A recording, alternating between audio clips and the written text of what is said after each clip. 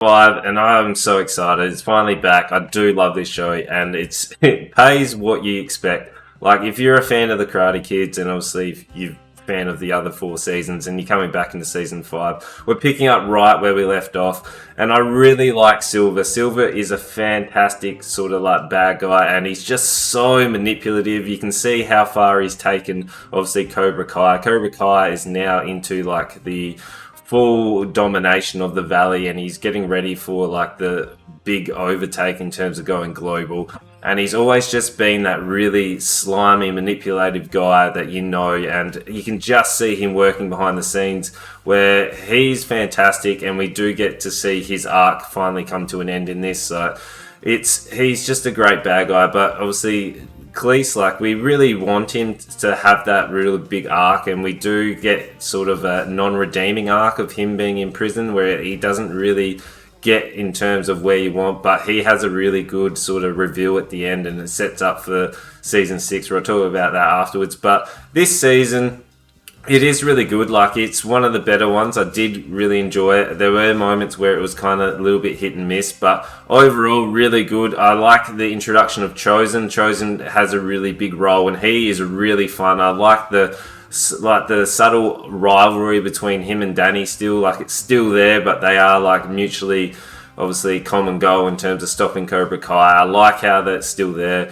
And when the three amigos, like when Johnny, Chosen, and Danny are all together, like it's such a good vibe in terms of Johnny, for me, is still the standout of the show. Like he's just, anytime he's on screen, I just love his humor, and he just steals the show. Like the bad good guy that you want to like root for. He's just a really rough sort of character in terms of, I really like to see him integrating himself and trying to do better, but he's still in those like habits in terms of he's now having a baby with Miguel's mum and trying to repair the relationship between Robbie and Miguel at the same time. And when they go to Mexico, like everything about it is really fun. Like he's just absolutely loose, and he tries to do like an Uber driver and a Uber deliverer, and he's just obviously gets all the 1-star ratings. Like the humor in it is really fun, but they really lean into the cheese, and that's what I like about it. Like you're not looking for something that's really taking itself seriously. Like it's full of that sort of fan service and that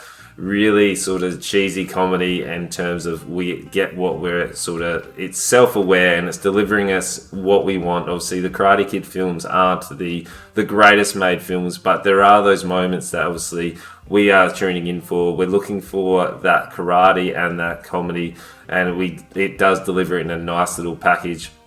The fight scenes aren't as stylish because we're not focusing on like the big tournaments where we do have a little bit of tournaments here and there, and they're really looking at the build up in terms of the rivalry between the new Cobra Kai Kids tag sort of crew that obviously is led by our trio of misfits, and the getting ready for the big Japanese karate tournament, which whoever wins that will then obviously become the big new sort of like global sensation. And like there's nothing new. Like the storyline does kind of stay in terms of that we need to beat this local crew to be able to stop them from being a global takeover, where the main characters which we've had in the last 4 seasons in terms of the kids, where they sort of take a little bit of a back seat, where obviously Robbie, Miguel, Sam, they don't get as much limelight. Like Tori and Sam obviously are trying to repair their relationship, and Miguel and Robbie are repairing their relationship as well. So they're all aligned. So obviously we are getting people picking their sides, and we can see where it's going to lead. But obviously our main sort of focus is all those sort of side characters are now getting a bit more limelight, and we get like a new Cobra Kai figurehead. New characters do get their own limelight. So it's probably not enough to be able to like make them a standalone characters, but they are sort of getting that little bit more of a character development, which is nice to see. Like obviously there's only so much they can do with their current characters, but it's just things really escalate in terms of how cheesy you get when Silver starts bringing in all these other senseis from different dojos, and the comedic timing of them coming out is like really, it reminds me of Power Rangers when it's like, haha, you won't be able to beat me, and then all the bad guys like file out from out of nowhere, and like the cheesiness that I was talking about. There's one guy who's one of the bad guys, and he's wearing an eye patch. Like if you're wearing an eye patch and you're in a karate film, like you have to be a bad guy. Like there's no good guys that wear an eye patch. Maybe like Snake Plissken from like Big Trouble in Little China, like maybe, but again, he was a little bit of a like Lone Ranger. So it's really fun. I really like the escalation in terms of where it's going, and you get to see obviously the big final showdown with Silver. Like I've been waiting for a long time. Like you just cheer when Silver finally gets beaten, and he just finally gets to see Danny take down Silver, and you get the flashbacks, you get the fan service to the films, obviously when Silver was first introduced.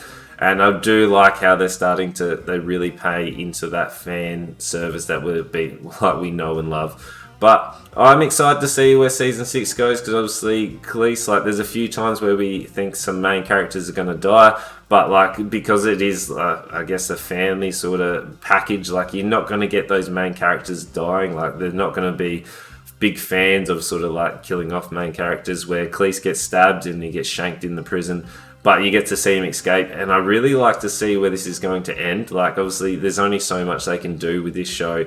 Are they going to really go back in terms of, are they going to fight for the original Cobra Kai dojo? Like how big a grand scale can they go? Because obviously with Silver gone, they don't have the money to make obviously Cobra Kai that big sort of global sensation, and everyone is now obviously off Cobra Kai because because due to their training of protecting eggs, they were able to upload a video and expose Silver for the man he is. And we just like, Khalees is now out from a prison escape. Like he was going to get released anyway, but it needed to be dramatic in terms of where it needed to go. So I do like his escape, but it was kind of like if he just sat there and he knew everything that was going on, because Tori was obviously a double agent and there was a few different other double agents. Like it's just absolutely over the top. It plays into that cheesiness and I do enjoy it. So for me, I really enjoyed this season. It was a 4 out of 5. It was just, unfortunately, a few of the little moments, probably around like the 4 to 5 episode, there was a little bit of a drag or a lull, but then it does obviously ramp up really quickly, and I did enjoy it. So, yeah, check out the podcast. We got a weekly podcast called Movie Talks out everywhere, Spotify. We got the podcast on the channel. I'm live on Twitch every Tuesday and Thursday, 7:45 Australian Central Standard Time. And make sure you like, comment, subscribe on the channel, because it definitely helps me out, and just get to see my lovely face and some more movie reviews and gameplay. So we've got a new series, Quest for a Pro Gamer, coming out soon, and you'll be able to maybe see that on Twitch as well. So check that out as well. And you know what to do. Make sure you tell your friends.